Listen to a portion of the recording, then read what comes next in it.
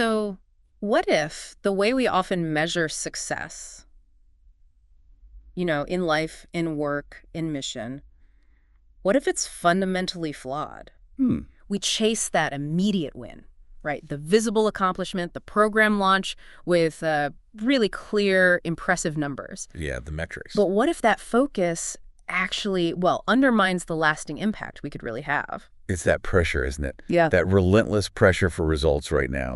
Everything screams metrics, milestones, quick growth. And look, those pressures are real.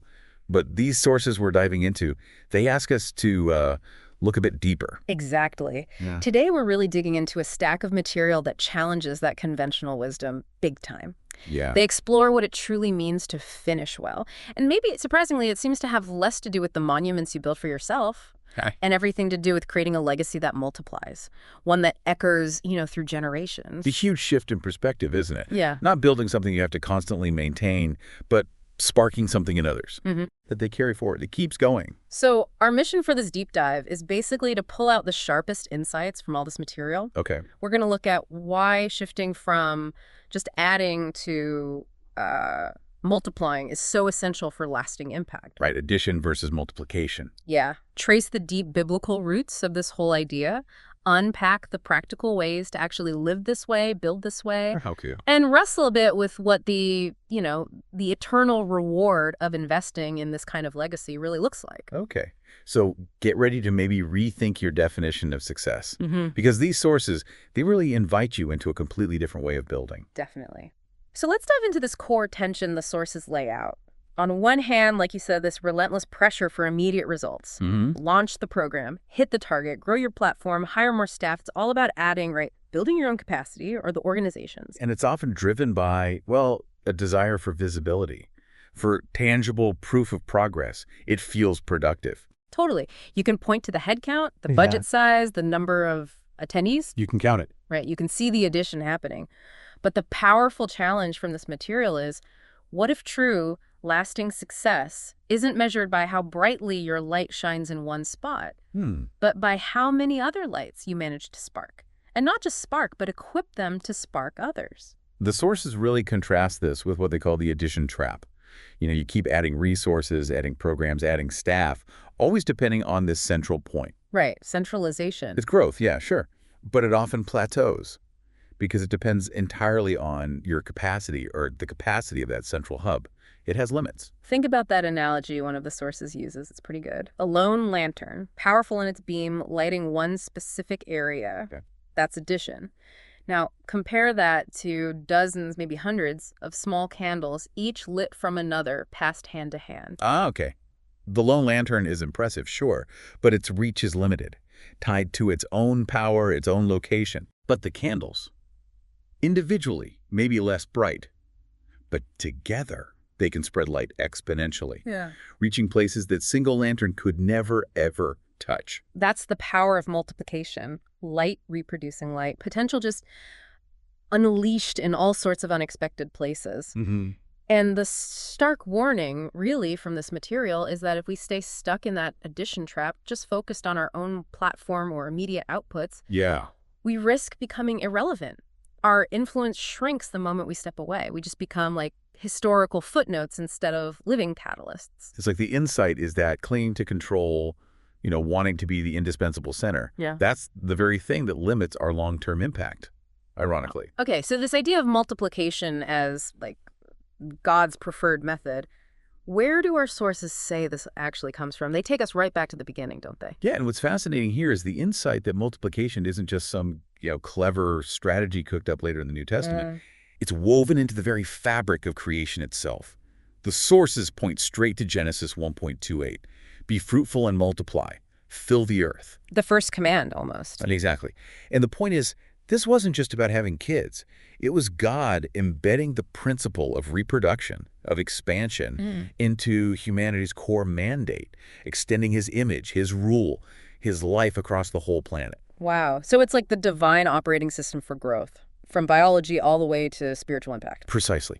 And then you see it transformed, amplified in the Great Commission in Matthew 28. Yeah. Jesus doesn't say, go get conversions or go build big churches. No. He says, go and make disciples, teaching them And the profound insight here is that discipleship in God's design is inherently reproductive. The disciple isn't just someone who learns from you. They become a teacher. They become someone who can reproduce that learning, that life in others. That's the engine. So the goal isn't just making followers, it's making future leaders, future disciple makers. And just look at Jesus' method. He modeled this perfectly. He didn't spend 3 years building a massive public following, did he? No, he focused small. He invested deeply in a handful of people, the 12. Why? Because he was reproducing his life, his character, his mission in them. Life on life. Life on life investment. Over 3 years, walking, talking, praying, challenging, empowering them.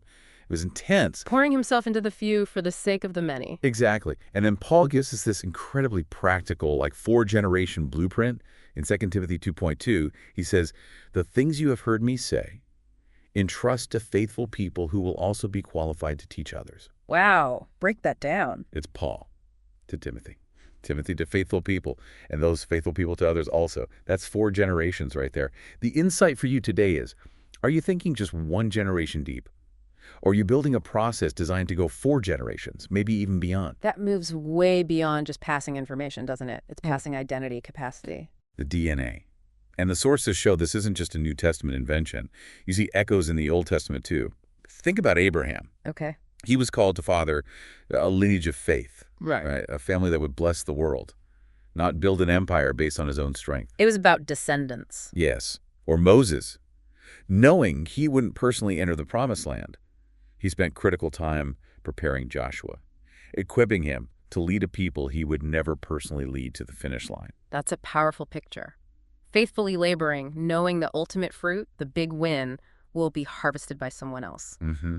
That requires a very different kind of ambition, doesn't it? It really flips the script on our usual individualistic hero stories. Totally. Okay, let's connect this back to that difference you mentioned, addition versus multiplication. Many organizations, many movements seem to hit a ceiling because they get stuck in that addition trap. Yeah, they do. Growth becomes linear.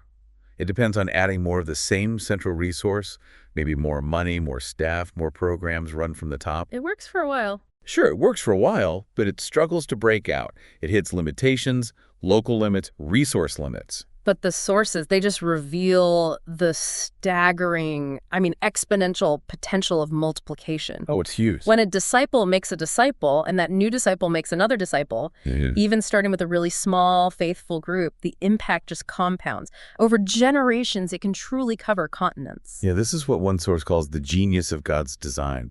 He sort of bypasses the need for these massive, centralized power structures and works through ordinary people who simply reproduce what they've received. It's not about the size of the initial spark, It's about the flammability of the material it touches. And history just screams this truth, doesn't it? Look at the early church. Yeah. Started with, 120 people in an upper room? Within decades, despite intense persecution, no central HQ, the gospel had permeated the known world. How? Not just mass evangelism. It was disciples making disciples, groups multiplying groups, person to person, group to group. Or think about the Reformation. It wasn't just Luther posting his theses on the door. No, it was a network. It was Luther reproducing truth in Langthon, Calvin reproducing leaders in Geneva, reformers training others who then went out and planted churches, movements all across Europe. It was a network effect driven by this multiplication principle. And you see this incredible power today, right now, in global indigenous church movements. Tell me more about that. You see this rapid organic growth happening in places with minimal outside resources. Why? Precisely because local believers are empowered and equipped to reproduce faith right there in their own communities. They own it. They are living examples of this exponential power. It's happening. Exactly. So if multiplication is the goal, this powerful engine, what are the core principles? What do the sources emphasize for building this kind of multiplicative mission? Well, they distill it down to several key principles. First one, relational investment. Discipleship isn't primarily a classroom thing. It's a relationship. It grows best in trust, in mentorship, in genuine connection, whether that's one-on-one or in small, intimate groups. It has to be personal, life on life, like you said, with Jesus. Precisely. Yeah. Second, reproducible content. This is key. The training shouldn't be complicated theology that only experts understand. Right. It needs to be simple, biblical, and immediately shareable. Think core Bible stories, the basic gospel message, the essential commands of Christ, how to pray simply, something a brand new believer can grasp. And teach someone else. And teach someone else, maybe even tomorrow. That's simple. Like handing someone a simple tool they can use right away, not a complex machine. Exactly. Third principle, empowerment over control. This one is huge. And hard for leaders. I bet. Leaders must release emerging multipliers to run with the ball, to initiate, adapt, make decisions in their context. You have to resist that urge to micromanage or demand everything flows through you. That sounds challenging for anyone used to being in charge. Letting go. It requires significant humility. Yeah. And real trust in the Holy Spirit working through other people. Fourth principle, intentional sending. Okay. Multiplication doesn't happen just by gathering people together. You have to deliberately equip and then send them out. Yeah. Send them to reach new people, new neighborhoods, maybe even new cultures. Commissioning them, like Jesus did with the disciples. Exactly. And finally, the fifth principle, measurement of fruit. This is where the rubber really meets the road on shifting from addition. How do you measure this? You don't primarily track attendance figures or budget size anymore. You track mission generations. Mission generation. Yeah. How many disciples are making disciples? How many groups are starting new groups? How many churches are planting new churches? You're measuring the spread of the DNA. Wow. You're measuring the DNA spreading, not just the size of the first organism. You're tracking the echo, not just the shout. Okay, that makes sense conceptually. But how do you actually do this? How do you build this kind of discipleship ecosystem in practice? Right, the practical steps. The sources offer some clear actions. First, identify your core beliefs and practices that are absolutely essential and reproducible. The non-negotiables. Exactly. What are they? Distill them into simple steps, maybe repentance, faith, obedience, and crucially, the command to multiply. Make the what's crystal clear and really shareable. Got it. Keep it simple. Yes. Then, launch multiplying small groups. The ideal size seems to be small, maybe 3 to 5 people. And the focus isn't just fellowship, though that's important. What's the focus then? It's scripture engagement, prayer, mutual accountability, and a clear commitment from each member that they will eventually start their own simple group. So reproduction is baked into the group's DNA from day one. It's expected. Absolutely. It's part of the purpose. Third, develop simple training loops. Create short, easily reproducible ways for people to learn and practice those core beliefs and practices. Like what? Think Discovery Bible Studies, where the text speaks for itself and people discover truths together. Simple ways to share your personal testimony. Practicing how to share the gospel clearly and concisely. Not a seminary course, but practical, immediate skills they can use this week. Exactly. Fourth, celebrate generational growth. Make visible what God is doing through multiplication. Share the stories. Stories of new groups forming, new people coming to faith through these simple methods. Some use visuals like mission maps to show how the network is expanding. It builds faith and vision. Let people see the ripple effect they're actually part of, connects them to the bigger picture. Right. And fifth, coach and empower. This is a big leadership shift. Leaders spend less time lecturing. And more time. More time asking empowering questions. Instead of telling someone what to do, you ask, okay, what steps will you take this week to share Christ with your neighbor? Or whom are you thinking of inviting to start a simple group? How can I support you in doing that? So you're shifting from being the answer giver to the question asker. Yeah. Shifting ownership to them. It's a fundamental leadership shift. Now, obviously, these sources are also pretty honest about the obstacles. It's not easy. I can imagine there are quite a few. What are the big ones? Well, one of the biggest is simply fear of failure, this kind of organic, decentralized growth.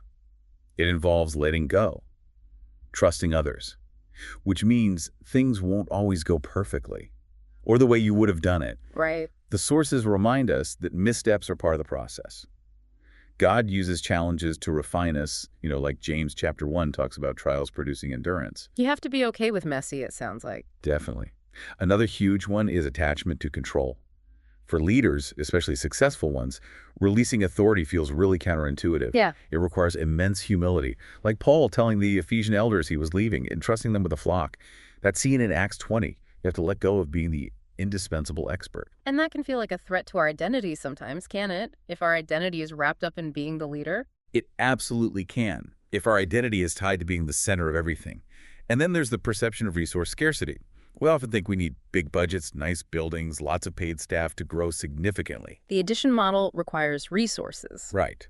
But multiplication often thrives on minimal resources. Sharing a meal together, opening a Bible in a living room, praying together, these simple elements are often far more catalytic than expensive programs. It's people investing in people, powered by the Spirit, not necessarily by capital. Which brings us beautifully to the real heart of multiplication. It's not just a strategy apart from people, it is people. It's all about the crucial role of mentorship and succession. Yeah, the sources use that powerful term, soul printing. I like that. Captures the idea that you're transferring spiritual DNA, not just distributing content or information. Exactly. It's mentoring the next generation, raising up, as one source puts it, God-bearers. It's spiritual transmission. It's God's authored succession plan, really, played out through relational reproduction. And they emphasize this is way more than just passing on information or skills, right? True mentoring transfers identity, conviction. Identity, conviction, wisdom, and character.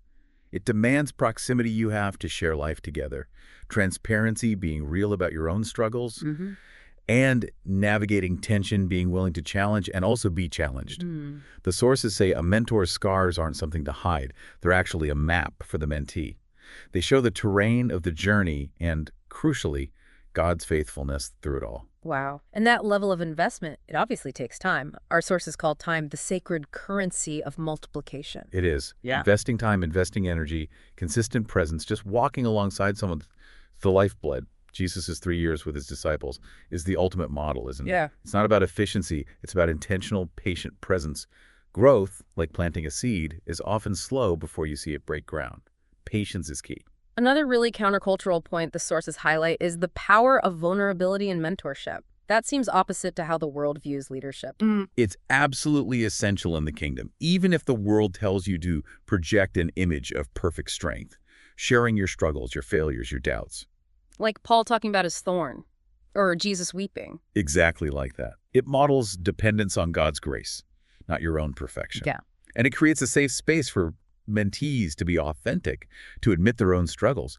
It battles that paralyzing illusion of perfection. Yeah, it gives them permission to be human, basically, Yes. to rely on God's grace themselves, not just admire yours. Yes. And this vulnerability is actually key to intentional succession planning. The sources are clear. This isn't just about filling roles when someone leaves. That's reactive. What is it, then? It's about proactively planting people who will flourish and carry the mission forward long after you're gone. It's a clear biblical mandate. You see it with Moses preparing Joshua, Elijah raising up Elisha. The Elijah-Elisha story is such a great picture of that. Elisha poured water on his hands, remember? A sign of serving, of close proximity. And it wasn't just skills transferred when Elijah was taken up. It was a transfer of the Spirit. Yes. That's crucial. Elisha asked for a double portion of the Spirit, not just Elijah's miracle-working skill set. He didn't become a clone of Elijah. He carried the same empowering Spirit, but applied it in new ways, in his own context. And this demands intentional decentralization, empowering others locally, releasing control. Humility is the absolute engine here, that he must increase, but I must decrease principle from John the Baptist. So the sources give us, what, 4 pillars for sustainable succession to make this practical? Yeah, they outline 4 key things. First, intentional discipleship relationships. These need to be covenantal, committed relationships, not just casual chats over coffee. Real investment. Deeper than just hanging out. Much deeper. Second, shadowing and hands-on training. The classic watch me do with me, now you do it without me model. Give people real responsibility, let them learn by doing, but with guidance and feedback. Learning in the field, not just the classroom. Real experience. Exactly. Third, empowerment and release. This is where the trust comes in.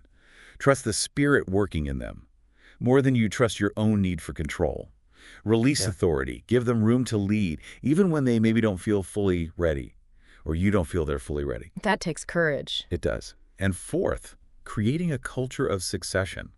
It shouldn't be a one-off event or just a reaction to a crisis, like a leader leaving suddenly. You need to build a clear pipeline, systematize leadership development, make it part of the ongoing organizational DNA. So it's happening constantly, proactively, not just when there's a gap. Yes. And this whole process really starts with actively identifying and investing in potential leaders. Don't just wait passively for them to show up perfectly formed. Seek them out. Seek them out. Look for teachable spirits, a hunger for God's word, a genuine heart for people and for mission. Then invest in them intentionally through mentorship, provide resources, and deliberately foster that culture of empowerment we talked about. This is really where the vision becomes reality, isn't it? Pouring into specific lives, equipping specific people. Which brings us, I guess, to the ultimate reward. Why embrace this multiplication mindset? What's the payoff? Well, the sources remind us pretty powerfully that the reward is something that transcends earthly measures completely. How so? The world applauds visible outcomes, right? Accolades, the size of your platform, the numbers. But God values faithfulness. Remember Matthew 25, well done, good and faithful servant. Your true legacy isn't the monument you build that people see. It's the lives transformed and the disciples multiplied through your quiet obedience and your investment in others. That's the legacy that lasts. It's about storing treasures in heaven, like Matthew 6 talks about. The sources contrast those earthly treasures that decay or get stolen Right. with heavenly, imperishable treasures built through faithful service, sacrificial love, and investing in people who will carry the mission forward. Your heart, Jesus said, follows where your treasure is. And they use another powerful analogy. Planting cedars, not sunflowers. Okay, explain that one. Sunflowers are quick, they're showy, they bloom bright for a season, and then they're gone. That's like pursuing only immediate, visible results. Quick wins. Cedars, on the other hand, are slow-growing. They put down deep roots. They endure for centuries. They represent the long-term faithfulness required to build a legacy that truly lasts. The call is to plant cedars, even if you don't live to see the mighty forest they become. Trusting God's long game, not our short attention span. Exactly. And this work, this multiplication, it's a direct participation in God's ultimate purpose. The sources point straight to that amazing vision in Revelation 7. The great multitude. The great multitude, a redeemed people from every nation, tribe, and tongue worshiping before God's throne. Your legacy, your multiplication efforts, are an echo of your obedience, contributing to that final, glorious chorus. You're not building your little kingdom. You're helping build His. The eternal echo. That's powerful. The impact of a life poured out for God through investing in others. It echoes through generations you may never know, reaching places you may never see. The reward isn't just personal, like getting a crown. It's the incredible privilege of seeing God's work fulfilled, expanding exponentially, all through our humble participation. As one source beautifully puts it, the most eternal things often grow just beyond the reach of our sight. Wow. But never beyond the reach of His promise. So finishing well, it isn't about a grand exit, is it? Not a final impressive performance you give. No. It's about a grand continuation for God's work, fueled by what you sparked in others. It's truly shifting your focus from adding to multiplying, from pursuing visibility to cultivating lasting legacy, from chasing temporal achievement to investing in eternal impact. It's a whole reorientation. Your mission isn't just what you do. It's profoundly about who you empower to do it after you, and who they empower after them, and so on and so on. It's that divine ripple effect. Starts small, spreads wide. Okay, here's a final provocative thought for you, the listener, drawn directly from the closing questions in these sources, something to really mull over. Are you content to water seeds you may never see bloom? Are you willing to shape people instead of just building platforms? Are you planting for decades, or are you just planting for likes? And maybe, to bring it even closer, who is your Timothy right now? Who are you intentionally pouring into? What kind of legacy are you intentionally leaving behind in people?